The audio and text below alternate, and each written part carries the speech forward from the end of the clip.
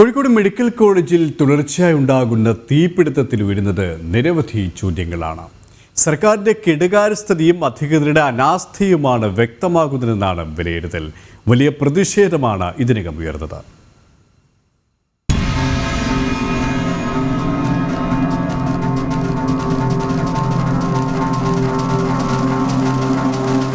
അത്യാഹിത വിഭാഗത്തിൽ short circuit ഉണ്ടായി പുക പടർന്ന് 5 ജീവനുകൾ പൊലിഞ്ഞതിനു പിന്നാലെ അതേ കെട്ടിടത്തിൽ ഇന്നലെയുണ്ടായ തീപിടുത്തം വലിയ ചോദ്യങ്ങളാണ് ഇതിനകം ഉയർത്തിയത്.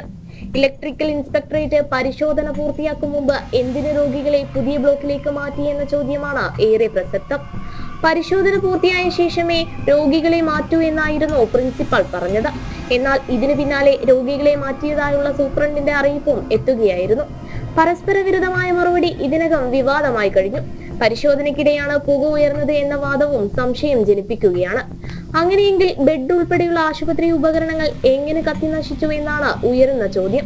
സ്ഥിതിഗതികൾ നിയന്ത്രണ വിധേയമെങ്കിൽ കെട്ടിടത്തിൽ മാധ്യമങ്ങളെ എന്തുകൊണ്ട് കടത്തിവിടുന്നില്ല എന്ന ചോദ്യവും ഉയർന്നിട്ടുണ്ട്. പുതിയ കെട്ടിട നിർമ്മാണത്തിലെ അപാകതയും വയറിംഗിലെ പ്രശ്നവുമാണ് വെളിച്ചത്ത് വരുന്നത് എന്ന വിലയിരുത്തലുമുണ്ട്. അത്യാഹിത വിഭാഗവും സൂപ്പർ സ്പെഷ്യാലിറ്റി വിഭാഗവും ഒരേ കെട്ടിടത്തിൽ പ്രവർത്തിക്കുന്നതിന്റെ ഓവർലോഡാണോ തുടർച്ചയായ തീപിടുത്തത്തിലേക്ക് നയിക്കുന്നതെന്ന സംശയവും ഉയരുന്നുണ്ട്. എന്നാൽ പരിശോധന തുടരുന്നു എന്ന ഉത്തരത്തിനപ്പുറം ഈ ചോദ്യങ്ങൾക്കൊന്നും അധികൃതർ ഉത്തരം നൽകുന്നില്ല എന്നതാണ് യാഥാർത്ഥ്യം. ജനം, കോഴിക്കോട്.